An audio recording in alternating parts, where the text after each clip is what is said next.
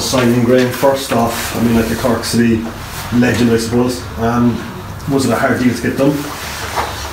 I think the main thing is that we were actively pursuing for a long time to get the right fit, and you know, the fact that Graham knows the club, he's from here, he has a history with the club, particularly when he was in the first division, and he got so many goals.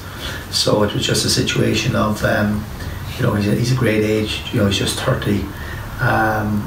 Obviously has been across channel for a number of years, so he's got a massive experience, and but it was just, I suppose, between the two of us working on an agreement. But I think there was no doubt in Graham's head when I met him and we were going through things. I think there was no doubt in his head that he wants to come back to Turner's Cross and be a hero and score goals every week. And from my point of view, that's what we need, because as we saw last year, if you have a guy that's going to get you 15 or 20 goals in the league, you're going to be thereabouts. So so from that point of view, I think for both parties, it's a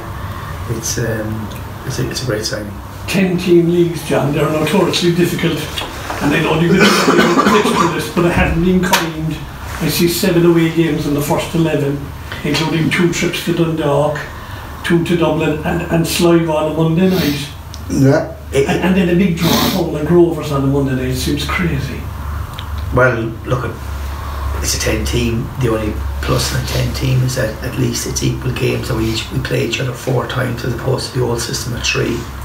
The way the draws come out isn't favourable to us in the first third of the season. But as I said, you just get on. You don't make an excuse. The most important thing is that we treat the games as they come. It's going to be difficult, and we just get up there with the right approach and be ready to go. We're used to travelling all over the country anyway, so from my point of view, it would have been great to have our first game of the season. Obviously we're away for the first game, but then obviously we're Waterford home, but and up at Sligo on the Monday, so yeah, that's the way it is. But that's part of the league, and that's why it's over 8 months. It's, if you win the league after 8 months, you're thoroughly deserved to be champions, and that's where we were last year, and this year we have to try and hit the ground running again. Last year, John, you were on message from the President's Cup onwards. I think it'd be harder, like, with a lot of new players coming in to sort of, or will take a while to click into gear. Well, the great thing about the President's Cup is that it's such a competitive game and an intense game just before your start to your season. So it shows you where you're at, and in the last number of years, it has shown us that we're in a very good place. I suppose in the bigger picture for us, we've kept the majority of our team.